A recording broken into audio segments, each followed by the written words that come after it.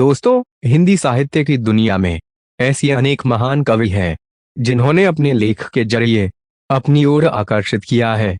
उन्हीं में से एक ऐसे कवि हैं जिन्होंने रामचरितमानस जैसे अनेक लेखों की रचनाएं की।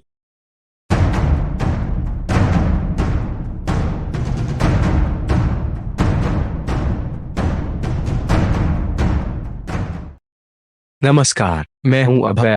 एक्स्ट्रा नॉलेज पर आपका स्वागत है।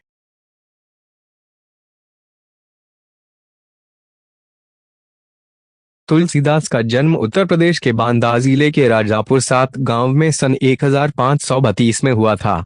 कुछ विद्वान उनका जन्म स्थान सुरोम भी मानते हैं। आज इस जिला का नाम एटा है। तुलसी का बचपन बहुत संघर्षपूर्ण था।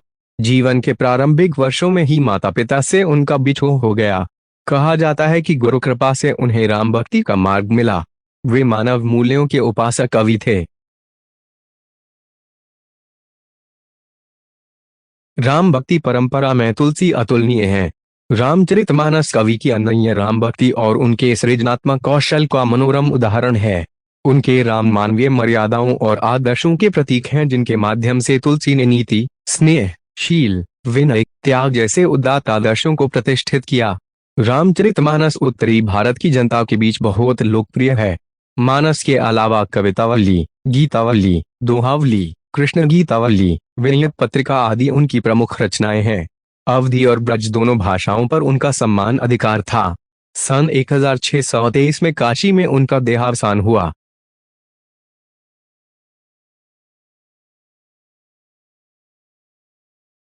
तुलसी ने रामचरितमानस की रचना अवधी में और विनय पत्रिका तथा कवितावली की रचना ब्रज भाषा में की।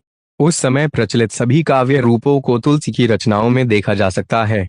रामचरितमानस का मुख्य छंद चौपाई है तथा बीच बीच में दोहे, सोरठे, हरगीतिका तथा अन्य छंद पिरोए गए हैं।